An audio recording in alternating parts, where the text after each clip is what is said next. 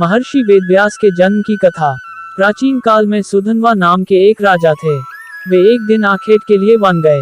उनके जाने के बाद ही उनकी पत्नी रजस्वला हो गई। उसने इस समाचार को अपनी शिकारी पक्षी के माध्यम से राजा के पास भिजवाया। समाचार पाकर महाराज सुधन्वा ने एक दोने में अपना वीर्य निकालकर पक्षी को दे दिया। पक्षी उस दोने को राजा की पत्नी के पास पहुंचाने आकाश में उड़ चला। मार्ग में उस शिकारी पक्षी को एक दूसरी शिकारी पक्षी मिल गया।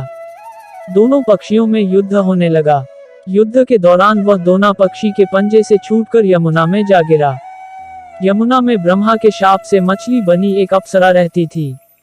मछली रूपी अप्सरा दोने में बहते हुए वीर्य को निगल गई तथा उसके प्रभाव से वह गर्भवती हो गई। गर्भ पूर्ण होने पर एक निषाद ने उस मछली को अपने जाल में फंसा लिया। निषाद ने जब मछली को चीरा तो उसके पेट से एक बालक तथा एक बालिका निकली। निषाद उन शिशुओं को लेकर महाराज सुधन्वा के पास गया। महाराज सुधन्वा के पुत्र न होने के कारण उन्होंने बालक को अपने पास रख लिया, जिसका नाम मत्स्यराज हुआ। बालिका निषाद के पास ही रह गई और उसका नाम मत्स्यगंधा रखा गया, क्योंकि उसके अंगों से मछली की गंध निकलती थी। उस कन्या को सत्यवती के नाम से भी जाना जाता है। बड़ी होने पर वह नाव खेने का कार्य करने लगी। एक बार पाराशर मुनि को उसकी नाव पर बैठकर यमुना पार करना पड़ा। पाराशर मुनि सत्यवती रूप सौंदर्य पर आसक्त हो गए और बोले, देवी, मैं तुम्हारे साथ सहवास करना चाहता हूँ। सत्यवती ने कहा, मुनिवर, आप ब्रह्मज्ञानी हैं और मैं निषाद कन्या, हमारा सहवास संभव नहीं है। तब पाराशर मुनि बोले, बालिके, तुम चिंता मत करो, प्रसूति होने पर भी तुम कुमारी ही रहोगी।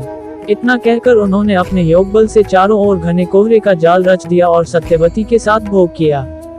तत्पश्चात उसे आशीर्वाद देते हुए कहा, तुम्हारे शरीर से जो मछली की गंध निकलती है वह सुगंध में परिवर्तित हो जाएगी। समय आने पर सत्यवती के गर्भ से वेद वेदांगों में पारंगत एक पुत्र का जन्म हुआ।